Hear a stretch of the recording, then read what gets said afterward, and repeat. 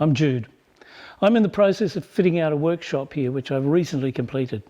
Part of that means I'm building a series of these utility benches, as you see behind me. I need 3 here. I've got this one, I've got 2 more to build.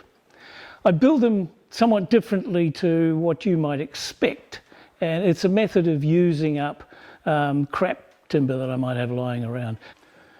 The bench itself is pretty straightforward. It's based around these piers, and they're at 1,500 centres. This is a 3-metre bench. The laterals run the length of the bench and hold it all together. They also provide the support for the top, which in this case is tri-board. It's 35mm tri-board, which means that the uprights are only 840. That means I can use this gnarly timber. This is macrocarpa 2x4, and as you can see, it's twisted and bent and warped every which way. But there's enough there that I can get the uprights for an entire bench out of the twisty, gnarly bits. It doesn't matter because I'm only using fairly short lengths at 850, 840. I cut them to 900 and then recut them on the saw to get them square, to get the ends square. So let's get cutting.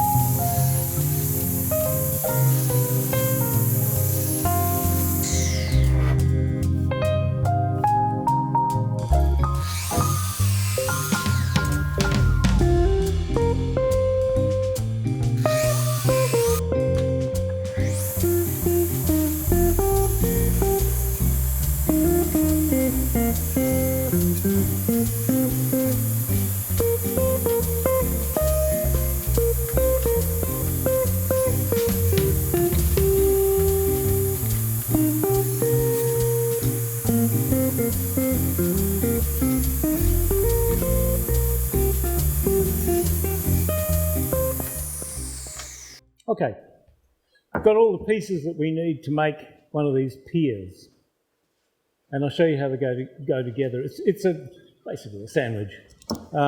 We take 2 uprights. We call these the stiles. Take a rail that fits flush with the top, and the second rail goes there. I like to keep this one about 2 inches off the floor to give you a bit of clearance so you can get underneath it if you need be. And then the other 2 simply on top, like that. However, I've got 6 of these to make, and I'd like to make them more consistently, so I'm going to build a jig to hold them.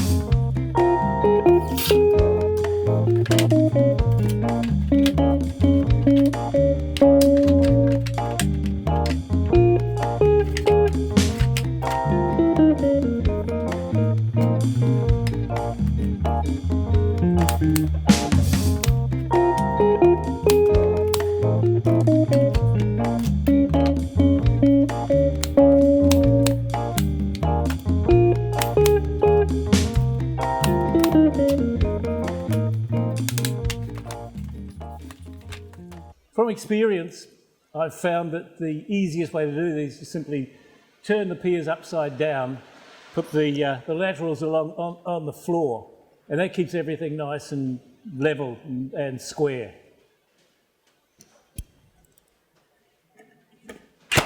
The bottom rail is a bit different. It's only about half the thickness of the top one. That's because I don't like the bottom sticking out too far. It makes it difficult to put your feet under the bench, as it were, up to the bench.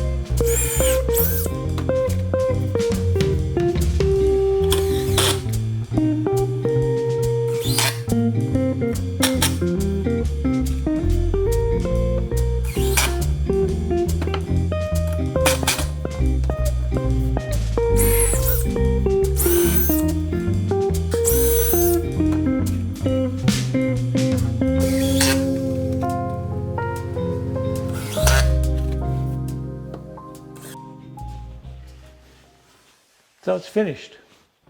It's a thing of beauty and a joy forever, of course. I've attached it to the back wall. That's made it extremely sturdy. I've given it a coat of oil. That's more for appearance's sake than anything. And I've added this strip to it, which will protect the back wall.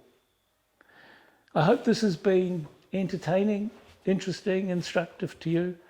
The project itself appears in the Shed magazine, April-May 2026, and it's issue 126.